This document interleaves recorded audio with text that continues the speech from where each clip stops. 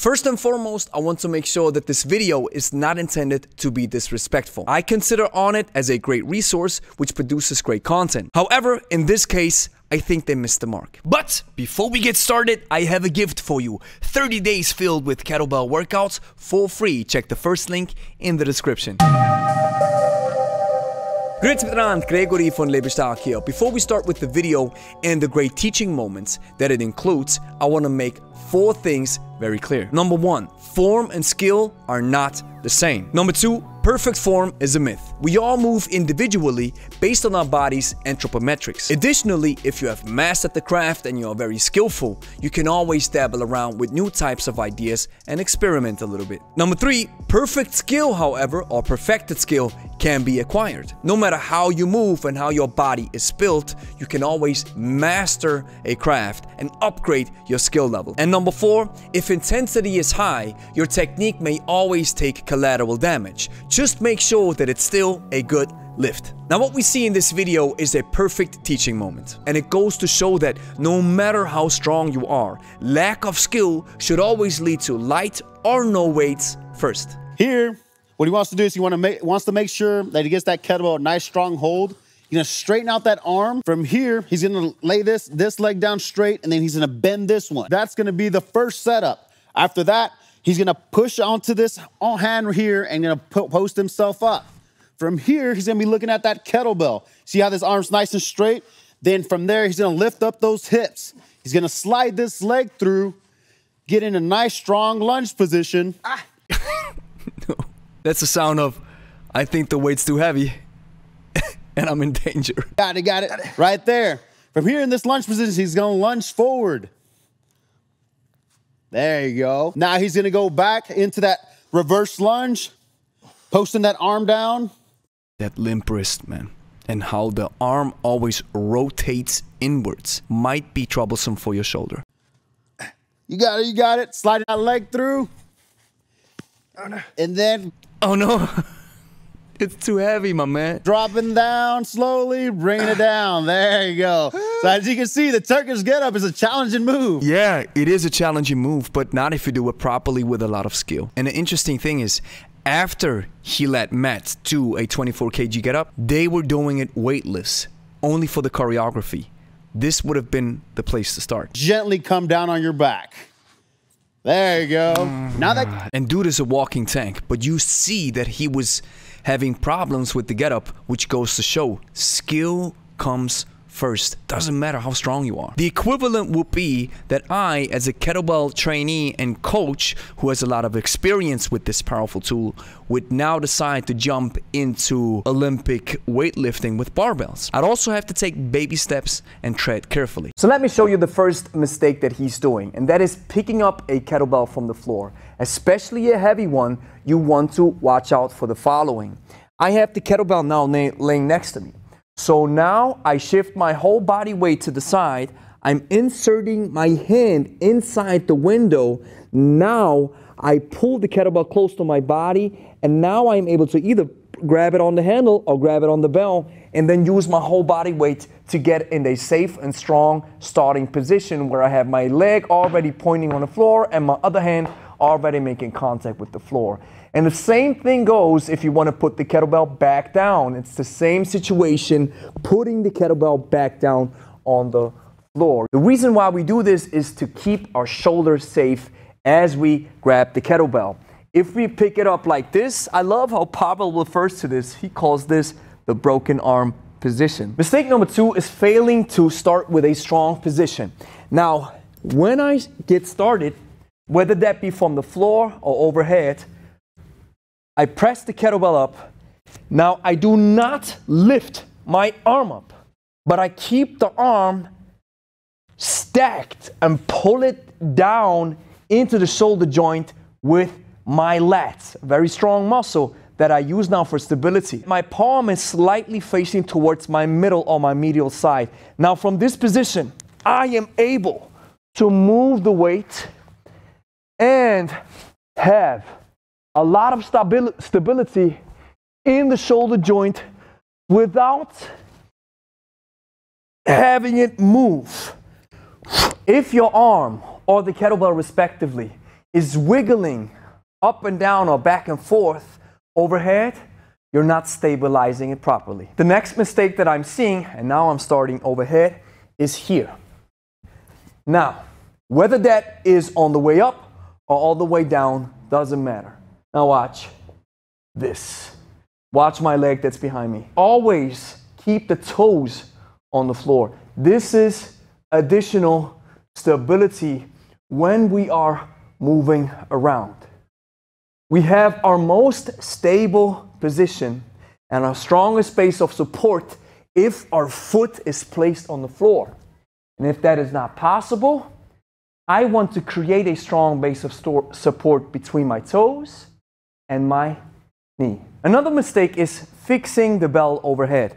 Now, if I don't start properly, I don't finish properly. So this position, you want to get used to it. Don't lift your shoulders up. Keep the shoulder stacked and packed, strong. These are buzzwords, I know, and you probably hear them a lot, but they are true. If I press the bell or snatch it, or if I'm doing a get up, doesn't matter. This position has to be strong, and I have to use my strongest muscles to support this position. The reason is simple. Our shoulder is our most mobile joint. So if we start using it with weights, we have to create firm stability. The final mistake in the get up is when you go down on your back. You saw that mat was just dropping down like a bag of rice. With heavier weights, incredibly dangerous. So how do I set it back down and how do I go on my back? Now watch. As I'm in this position right here. Boom. Now, what happens right here? Do not take away your supporting leg. Don't do this. Keep it firmly planted on the floor because we use it now. Now, as I go down on my left elbow, boom. Now I have the kettlebell approximately in the middle of my body. I want it to be in the middle of my base of support. I use my right leg in that case, firmly planted on the floor. Now I push the floor away, and now I contract my abdominals using my right leg to get back down on my back.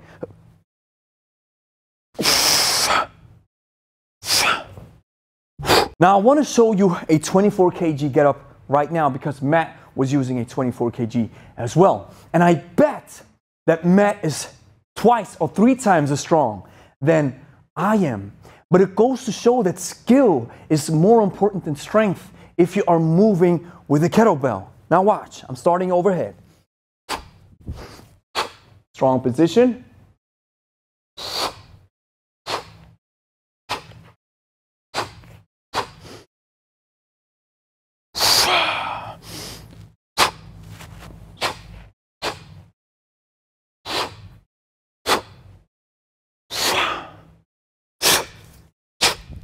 Here I like the idea. 5 reps of swings, 2 rounds combined with 5 reps of push-ups, 2 rounds. That's what I want to make sure that you do your push-ups so you don't strain those shoulders out, okay? So let's go. Round 2, 2, 3, 4, 5. There you go. Let's go down into your push-ups. Now here's a couple of mistakes that he was doing in the swing. First of all, his starting position. You want to start with your hips and not with your back. How do we do this? By taking a step back, hinging, getting ready for our strongest muscles to move, having a straight back, putting the bell between the legs, and then boom, fire through. The second kind of mistake that he was doing is he was mixing a sports style swing with a hard style swing. And I think something like this exists. We call it the hybrid swing. But he was mixing and matching in a way where it doesn't really make a lot of sense. As you can see in the video, he was doing double bent knees. This is a kind of sport technique for maximum efficiency. Let me demonstrate what this looks like.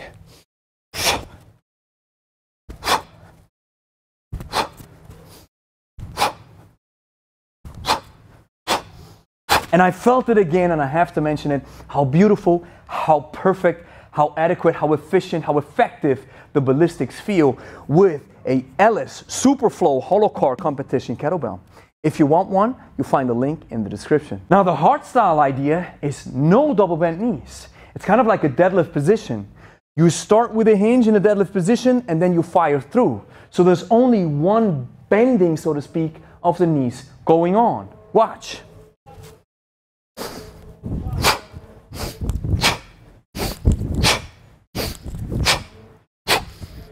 From there, he's gonna pull as hard as he can off the ground, catch it in that rack position. As you see here, his elbow's beneath his wrist. He has a nice strong wrist that... Yeah, the wrist is a little bit limp. You have to learn that. Why not pick a lighter weight? I would consider this a power clean, which is a great variation to the normal kettlebell clean where you swing the kettlebell between your legs. Now with the clean, what I saw is kind of a limp wrist, and the way you can remedy this problem is understanding a proper hand insertion. A hand insertion is switching from a finger grip into a so-called hook grip, where you insert your full wrist and part of your forearm inside the kettlebell window. With a power clean, it looks like this. With a normal clean, it looks like this. Close that hand a little bit at the top. Boom, there you go. Punch through the ceiling. Let's switch sides. Man, so many people do this. Switching sides like the Hunchback of Notre Dame. We see this in the gym as well, and I always get mad. I'm like, you have to switch sides with a proper swing. Now this is what gets my blood boiling when I see our students and clients do this. Now, of course, I'm a little bit hyperbolic. It's the way how you switch between both sides. Now replace the word switch with the word swing. It's the way how you swing between. Now if we use the word swing, we don't do stuff like this. Now imagine I have the right side. With the press, I'm finished. Let's see, I'm switching sides. I don't do this. I don't automatically become a bag of rice just because I'm switching sides. The idea, finish, is to do a proper swing. There is also a reason for this. If I use a proper swing in between both sides, I have more momentum, which suits itself perfectly for a proper clean. And on a side note, you can also do a tactical clean.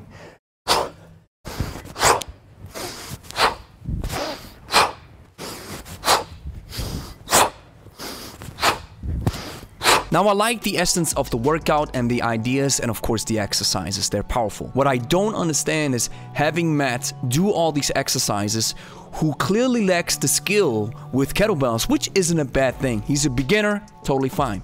But why not pick lighter weights then? And even if you just show or demonstrate a workout, you don't have to use 20, 24, 28 heavy weights just to prove something. Take a lighter weight, and if you're having a beginner at your side, use this moment to give the beginner a teaching lesson, a tutorial where you build him or her up slowly. Now here's the next thing that you have to do. You have to like the video, consider subscribing, and then check out this video right here. This is where I teach you kettlebells one-on-one. I hope I was able to serve you some value with this reaction. Now if you want to take a deeper dive into kettlebells, check out this video. It's gonna help you. Watch it right now.